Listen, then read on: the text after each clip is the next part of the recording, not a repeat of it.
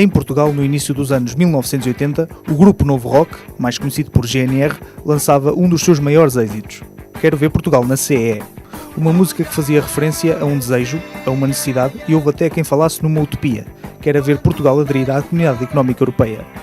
Como dizia a própria música, vamos ter tudo aquilo que desejamos. A primeira metade dessa década é marcada por conflitos gravosos entre as máquinas partidárias, tanto a norte como a sul do país, pela morte de um primeiro-ministro que fragilizava um projeto político sinónimo de futuro, pela queda de 2 governos e pela segunda entrada do Fundo Monetário Internacional, FMI, no país para um programa de ajustamento. A primeira tinha sido em 1978. Com o pedido feito em 1977, acordado em 1985, fazer parte do bloco de países do velho continente era um dos grandes objetivos políticos do pós-25 de abril de 1974. Era fundamental modernizar, credibilizar, prestigiar e fazer crescer o país depois de anos de atraso económico, comercial, infraestrutural e social em relação ao resto da Europa. Os instantes antes de Portugal ter entrado para a CEE mostraram uma realidade devastadora. Com a aplicação do Plano de Austeridade de 1983-85, por parte do governo português, a situação estava a ferro e fogo, com salários em atraso, desemprego a aumentar, degradação social, uma das inflações mais altas do mundo e manifestações de rua com bandeiras negras. A maioria dos portugueses sonhava com a adesão para o fim do pesadelo do atraso em relação ao mundo, o que se verificou com a adesão de Portugal à CEE em 1986.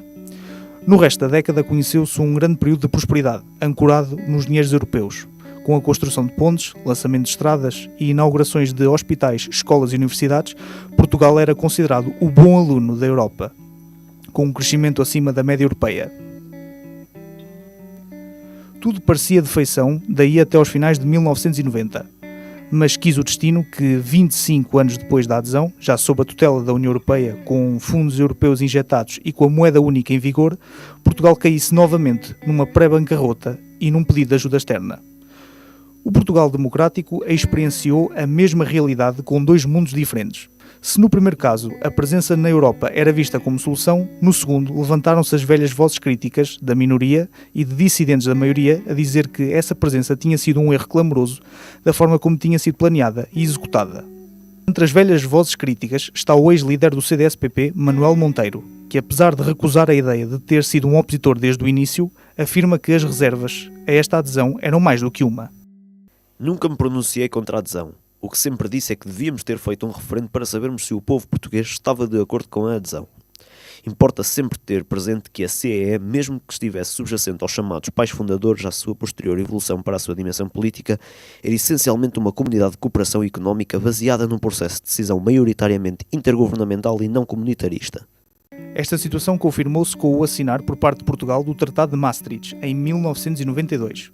Embora tenha sido aprovado no Parlamento, foi chumbado por forças políticas mais pequenas, entre os quais o partido liderado por Monteiro, que justifica o voto na ideia de que o CDS-PP defendeu um referendo a Maastricht, no que fomos acompanhados pelo Dr. Mário Soares, então Presidente da República.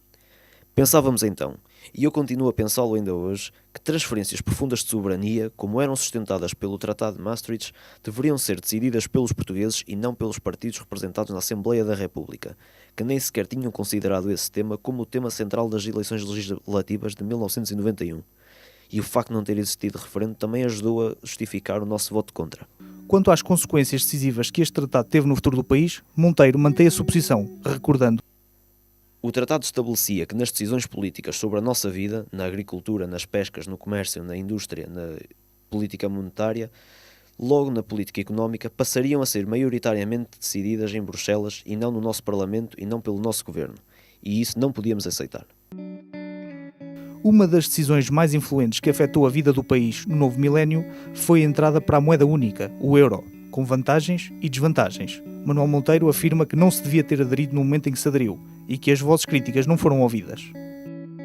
Pois bem, houve quem tivesse alertado para o colossal erro que iríamos cometer, mas não nos quiseram ouvir. Há pessoas que têm por vezes uma inteligência retardada e, como gostam de estar sempre ao lado da maioria, seja ela qual for, nem sequer pensam nas consequências. Acrescentando exemplos dos custos que isto teve para a população. Na verdade, a nossa economia não estava preparada para a moeda única, como curiosamente a Alemanha então pensava. Sucede que a França, por apenas razões políticas, insistiu na adesão de países como Portugal e a Grécia e então a Alemanha contrapôs, exigindo que a passagem das moedas nacionais para o euro fosse feita de acordo com o peso e a cotação que o marco tinha na época. Resultado, 1 euro igual a 200 escudos, mais coisa menos coisa. Quem pagava por um café 50 escudos passou a pagar 50 cêntimos, 100 escudos, ou seja, o dobro. Os portugueses passaram a gastar mais e a ganhar o mesmo. Houve um aumento do crédito a disparar na dívida das famílias. O resto é conhecido.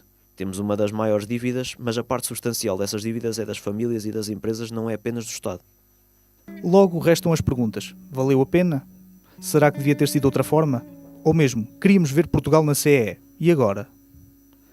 A maioria dos portugueses dá a entender que a entrada de Portugal foi positiva, pois permitiu um avanço e desenvolvimento do país.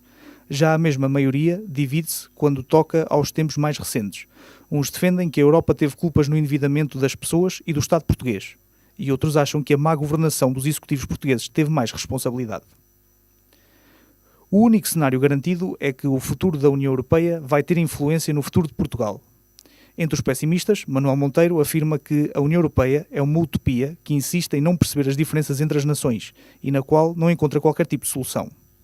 Cada vez mais mantenho essa convicção e persistir num caminho errado levar-nos-á à queda. Mas defende que tem que se começar por algum lado, e se pretender uma mudança. Tem de regressar o debate político e não apenas o económico. O futuro parecia risonho, mas não foi tanto. O caminho no geral foi positivo, mas as lacunas persistem até aos dias de hoje. Haverá melhorias ou descalabros? Só o futuro dirá.